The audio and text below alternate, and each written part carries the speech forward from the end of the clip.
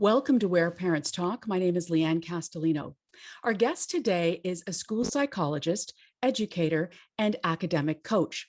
Dr. Jeannine Jannot is also a mother of three.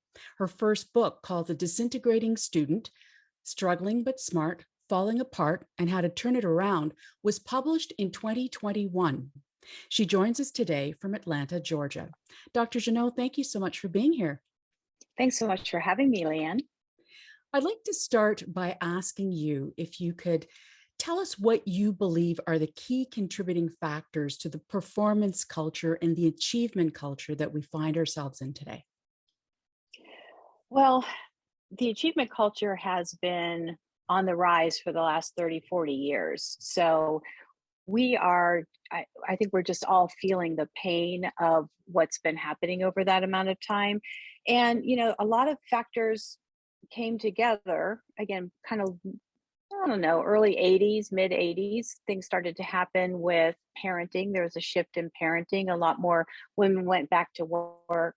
Um, and we had more latchkey kids. Play dates became more common in childhood than just free play. And a lot of things started happening around parenting during the 80s and 90s that made school become sort of the thing to win. So across childhood, that was the thing, and all parents became very focused on their kids being successful. And in the early 2000s, we had No Child Left Behind, and that's when the testing culture came on scene and has grown exponentially since. So you have these two factors of school becoming sort of the central focus around raising our kids and kind of winning at school, along with an achievement test-centric culture saying it's all about the data. So to be successful, you need to have good test scores. You need to, check all the boxes, do all the things, and that has put us in a place where we are all responding to a definition of success that revolves around data. It's so interesting to hear you describe the evolution of this question, right? I mean, if you have kids of a certain age, you're going to have seen more of that evolution and may have, better strategies to deal with it than if your kids are younger and that's all you know. So let me ask you, how would you describe that this is impacting teens, youth, and young adults today? And when I say this, I mean the achievement culture that you describe. Well, it's directly responsible at probably the greatest extent to the level of mental well-being um, being as low as it is for our children, our young adults. I mean, never in history have we seen um, mental health issues at this rate in our youngest population. So I think that is by and large the biggest impact, and that's impacting families. Um, and this is coming off our students feeling like data points. So they're operating as students, even in elementary school. I just need to check the box. I know I need to turn the homework in to get the check. I need to get the A. I need to get my GPA up to a certain point. I need to get this on the SAT or ACT. And that's, out of that, cheating has become a strategy for students. So when I was a student, I graduated in the early 80s. Cheating, I mean, people cheated, but it was kind of a big deal. And you really didn't cheat on big things. And it just wasn't commonplace. And today, it is really a strategy to survive because they have so many things to do. They have so many stressors. Sometimes they cheat to help friends because their friends are under a lot of pressure. So it's a whole different learning culture than it was decades ago. You've got a multi-layered perspective on this issue and all the various you know um, areas of expertise that you have. So let me ask you, what concerns you the most in terms of the trends that you're seeing? Well, what concerns me the most is our students, particularly right now this year, are incredibly unmotivated, very apathetic towards school and towards learning. There's not The focus is not on actual learning, which is really the purpose of education. The focus is on, again, getting check the box, get the data points to get into the college to make the money.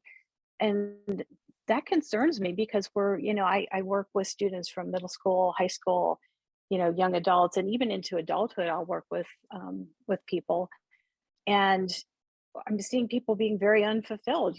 These young adults in college who are doing a major they don't want to be doing, their parents want them to do, or they think they're going to make the most money there.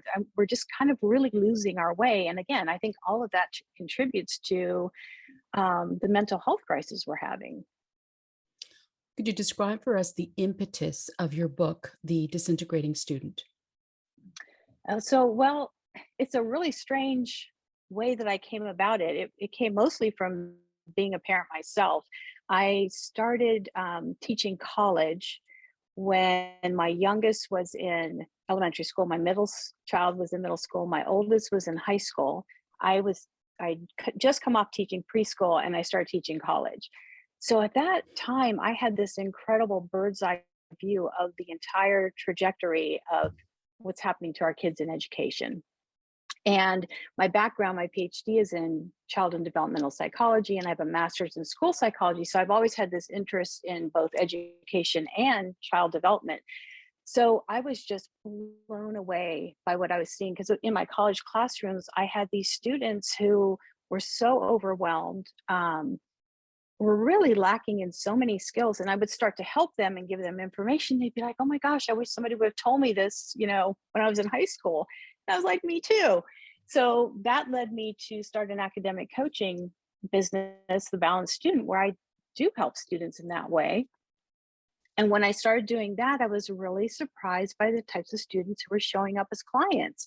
They were really bright, high achieving, oftentimes gifted kids who hit the wall, hit what I call a rigor tipping point, where because they've been so bright, they really didn't need a lot of skills to support them being very successful in school. So when they hit so much rigor, which is starting to tick downward into middle school, a lot of middle schoolers are taking high school level courses. When that ticks down like that, they don't have the skills in place, the strategies, time management, that's good study habits, any study habits at all sometimes. And so they actually just kind of fall apart because they don't know what to do. And that's what led me to try to figure it out. And when I started putting all the pieces together, that's what led me to write The Disintegrating Student.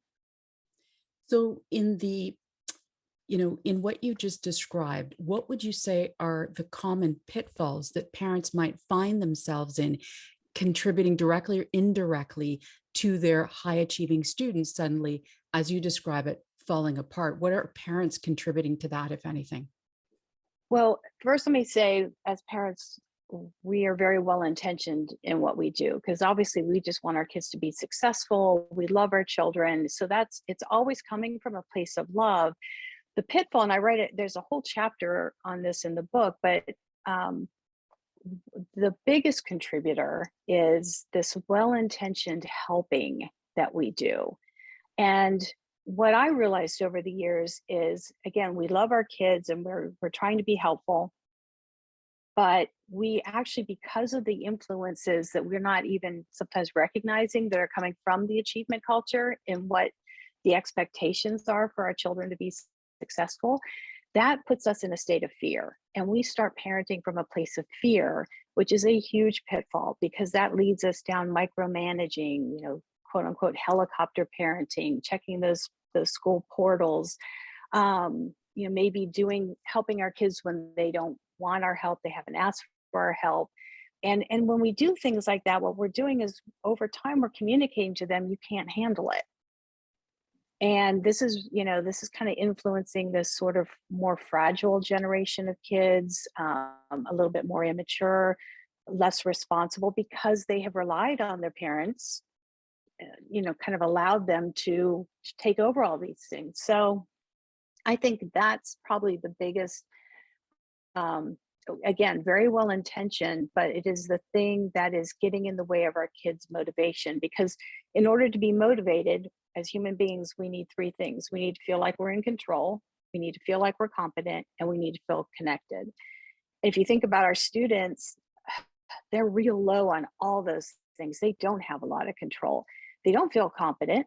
Then they're backing away from challenges, and that the stuff they're trying to do around school isn't very meaningful to them. So, um, as parents, we are contributing to that by getting in there and trying to help them avoid the negative consequences we see on the horizon. That's why we're doing it. We don't want them to get the bad grade. We don't want them to miss the deadline.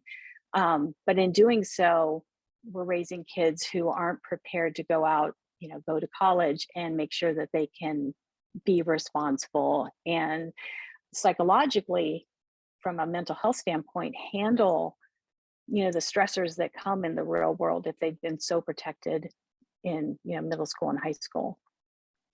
So it's interesting to hear you describe sort of the well-intentioned support that parents, innately want to provide their kids. Is this something that you did yourself with your three kids? Yes, ma'am. And, I live and breathe this stuff. And to this day, I find myself, falling into that trap. It's very hard because, again, I feel the influence of the achievement culture. My youngest has just started college this year. And I would say of my three kids, she has benefited the most from me kind of figuring this stuff out. So, and it's a good thing because it would, when she started high school 5 years ago, we sort of made an agreement that I would pull back, that I would not micromanage, that she would come to me for help and I would let her handle it. I wouldn't check the portal, and I can't tell you how many times I was in my closet, kind of screaming into a pillow or crying because it was so stressful not to know, or to know and not be able to really do anything because she didn't want me to. But ultimately, our relationship is incredibly strong, because that is the key. The key is controlling what we can control as parents, and that is how we communicate with our kids, listening more than lecturing, trying not to be judgmental or defensive when we listen to them. And that helps us help in an appropriate way, because they'll tell us, sometimes they tell us stuff and we're problem solvers. I'm a professional problem solver. So my inclination is, oh, you got this problem. Oh, you're really upset. Did you do this? How about this? Can I do this? And we want to get in there and solve the problems for them. But that's denying them the opportunity to kind of develop their competence and solve problems. And it's really just alleviating our fear. And it's very frustrating, I think, to our children when we do that. So to get back to your question, with my youngest, I was doing that to her all the time, drove her crazy. And we finally worked out. She would just tell me, "You're doing it again, Mom. Just listen." And that's all I needed. And I could bring back, okay, she just needs me to listen, not intervene. That is such an important point, and certainly, listening to you describe it, kudos to your daughter for flagging that to your her mom, who's this expert and has got all this experience in this subject area. For parents who don't bring that to the table, who don't have that background and expertise, it is a struggle, right? How do you dial it back? So, are there any actionable strategies that you can provide in terms of helping these parents or supporting them with advice that could say, your well-intentioned actions are actually doing more harm than good. You might not see it in the short term, but potentially in the long term, that will in fact happen. So the last chapter of my book has 77 tips. And I put them at the end of the book, and I say at the beginning of the book, they're at the end for a reason. There's a lot of strategies. And I think as parents, we know a lot of these things that would help our kids, around time management and, around sleep and screens and all that stuff. But for our kids to listen to us, for that to be helpful, we have to prioritize our relationship with them, our connection with them over their academics first. And I think, even though we feel like we're doing that, what kids tell me all the time is my parents care more about my grades than they do me, which is never true. I think it's never true. Hopefully it's never true. What is really going on there is, as parents, if we think about it, the percentage of time we talk to our kids about school stuff and academics is a lot.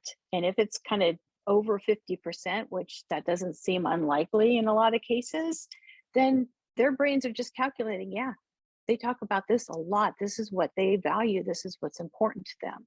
So we have to make a conscious effort as parents to make sure we are listening to our kids. We're having conversations. And one of the best ways we can start is to say, look, here, you are being educated in this achievement culture. Let's talk about that. And success, in this AP class is this, and success in high school is this. But for us, how are we going to define success? Because it's very hard to push back against a culture. But if we can talk to our kids about it and then say, how are we going to define success for you? What is reasonable for you? Do you need to take 9 APs in high school? Should you take one? Should you take no APs? I mean, it is very reasonable to have that conversation with your child. And what we're doing is we're meeting them where they are, not where we think they should be or where they should, where they should be. We are meeting them and seeing them and understanding them where they are. And that right there is the thing that will be most protective to our kids around their mental well-being. It will protect our relationship with them. And it's really on its face quite simple. But in practice, it's quite difficult because we have to constantly be pushing back against those pressures of the achievement culture. Absolutely. And, there are so many parents who'd be listening and watching this, myself included, who say, yep, I've done it. I've tried to stop myself. When you talk about prioritizing academics, oftentimes over that child, it's such an easy trap to fall into. But the idea of really being conscious and mindful that you're doing that and dialing it back, I think is such an important point that you make. What would you like readers of The Disintegrating Student to leave with after reading the book? Well, I wrote it so that all the pieces that I understood to fit into this puzzle of what was happening to our kids are kind of in one place that's I write it very conversationally. It's a pretty quick read because I know parents don't have time to read the big books. I read all the big books and try to put as much information in a simple way in that book. So I want them to be able to see how they can best help their child, have reasonable expectations for their own parenting, understand they are not alone in this journey. I feel like a lot of parents feel like it's my family, it's my kid, falling apart. We're doing something wrong. And it's not, it's the majority of families are experiencing these struggles. So I think that's really helpful to know, and to know, who the bad guy is here. And it's not schools, it's not teachers, or it's not the parents, it's not the kid. It's really the culture we've created. And to start, if my book starts this conversation kind of going between, one parent talks to another parent or talks to a teacher, we have to kind of switch this top-down mentality around education and flip it so it's bottom up, so that the parents, teachers, and students are the ones driving the conversation about how we're educating our kids. We always like to end with a positive and a hopeful note for our viewers and listeners. What would you say, Dr. Jannot, gives you hope on this subject matter, notwithstanding what you've described, the evolution of the last 30 years, the pandemic, the impacts of all of these things, the confluence of events that have happened in society? What would you say gives you hope at this point? Well, I'm a firm believer that when we know better, we do better. So I feel like as parents, there has been a shift since the pandemic to understand a little bit more about what's going on with our students. When they were home, I think we as parents we got a peek into, oh, this is why you're so stressed out all the time. I feel like we're starting to have more and better conversations around what's going on with our kids. I feel like there's more of an understanding and acceptance of, helping our kids who might be experiencing some mental health issues around anxiety or depression or eating disorders or substance use disorders. Um, and I'm incredibly hopeful for our young generation, even though they've experienced unprecedented stress, uncertainty, in their young lives, I've seen a lot of resilience. I've seen a lot of innovation come from them. So I am very hopeful that, we will take this very bad situation and turn out some wonderful, productive changes out of it. Lots of wonderful advice. Certainly, your own personal lived experience adds another dimension to it. How are your kids doing today? They're really good, especially the one who didn't like school and was falling apart and I had to really back off of. She's actually an education major, an English education major, and she wants to be a teacher. So you just never know. And if you can just breathe through it, it's almost like having a baby, parenting those kids, you're Yeah. just breathing through those moments of, oh, this is so hard. Um, they know they're built to do this. They'll make it through. Dr. Jeannine Jannot, we really thank you for your time today, for your perspective, author of The Disintegrating Student and mother of three. Thank you again for your perspective. Thanks so much for having me.